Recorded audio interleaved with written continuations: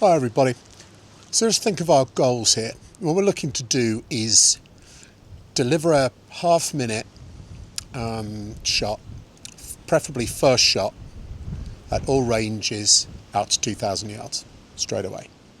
And this is doable with the modern state-of-the-art ballistics and the computing power that we have available to us in our apps and Garmin's and Kestrels and such like. So as an overall goal, we need to be looking at noise reduction. There are three big inputs: range, drag, and speed. But there are lots of little variables. So we need to have them nailed down. We need them to be within the level of error that, when added all up, won't cost us a half-minute shot, even at those long ranges. So it's pretty precise. We're not trying to sort of mortar the hill. We're trying to deliver a tiny bullet into a tiny, tiny target. So as a rule, we've got to be fairly disciplined. The problem then is, if you've got all of these many and complicated and fussy different units as well, if you've got all of them, what is an efficient workflow for getting them sorted for the shot at hand? Because you can't do them all every time. That is too slow. And if there's one thing I hate, it's the so-called ballistics shooter rather than the dope shooter who's there with his Kestrel. Oh, you know, it's fogged over, it's warmer, it's colder. Is this important? We need to know which trees to bark up for each different type of shot, because different things come into play at different ranges. And we need to have that order squared away and fast so that we can go, right, I can leave that thing aside because I only need to check that once a day. I know that this will catch me out in 2 minutes, so I've got to keep a close eye on that, etc., etc. So you're understanding what's at play globally, and you have that sorted. That is the point of this course. But then you are able, shot by shot, to choose the right trees to bark up, the right metrics to look at, to measure, to worry about, so that you can make a half-minute shot. Now, a half-minute shot takes some doing. We're basically talking about delivering at any range, including 2,000 yards, a full capability of a modern rifle. And it is actually really, really doable.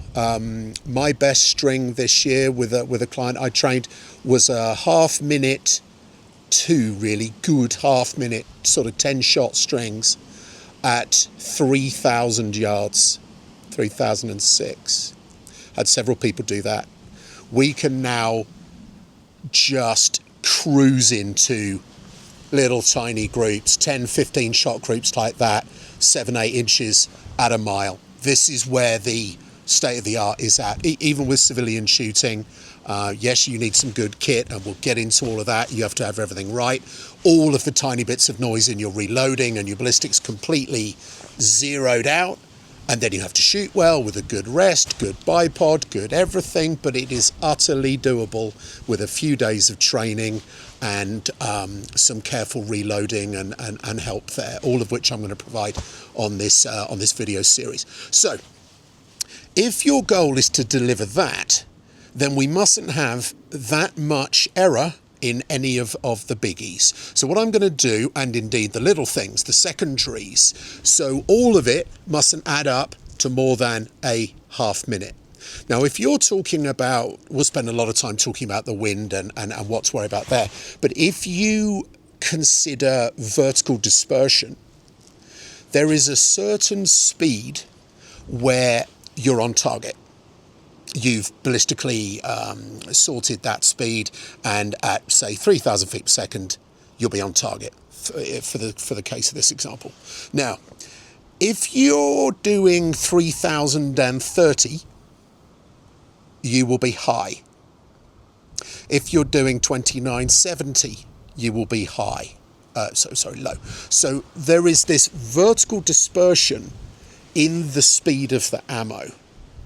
So if we are varying the speed of our ammo, which, you know, people talk about the waterline in competition, that inevitable sort of wave shape that you get in the groups, this is because of extreme spread in the speeds, and standard deviation is a better metric for measuring those averages.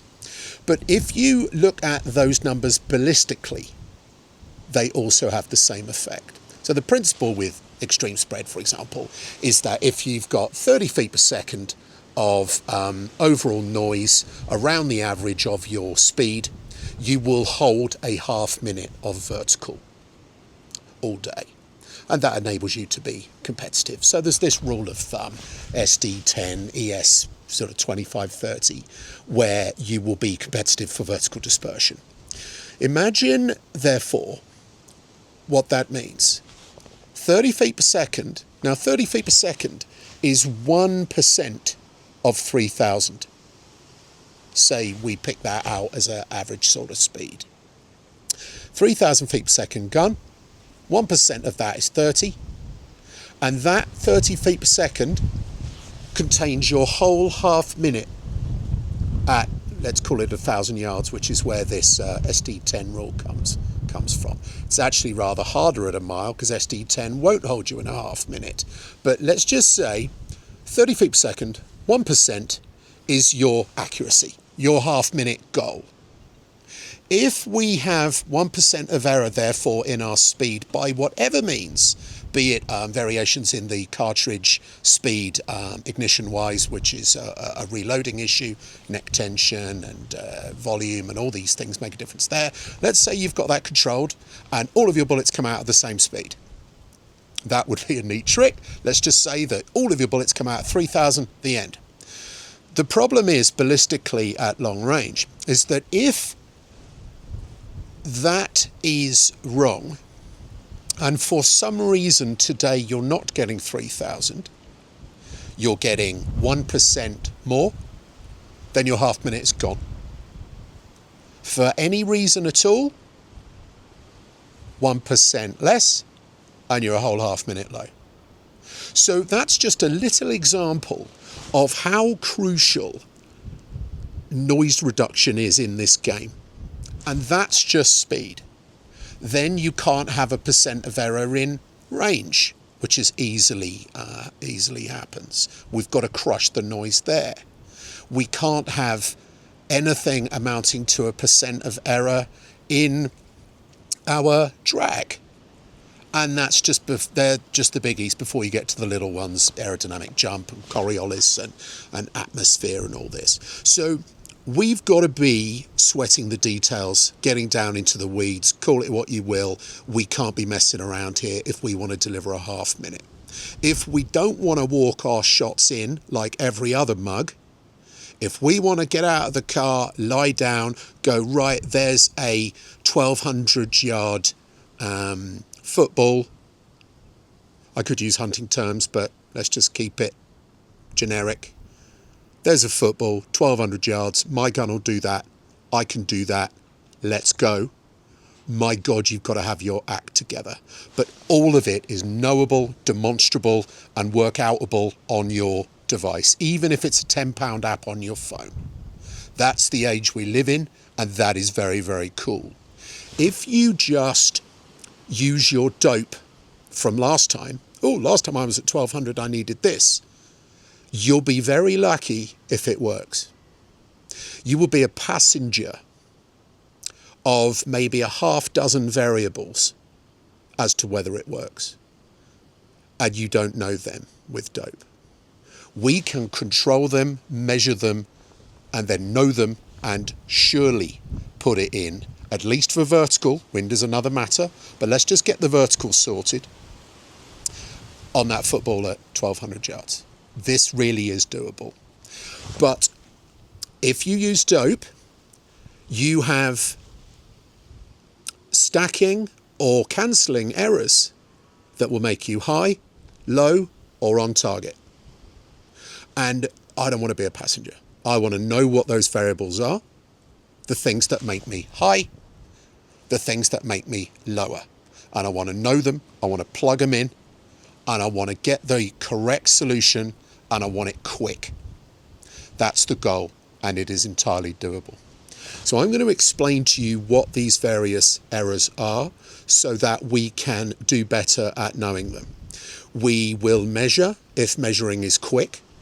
We will predict from previous measurements if we don't have the time or the instruments to measure real time.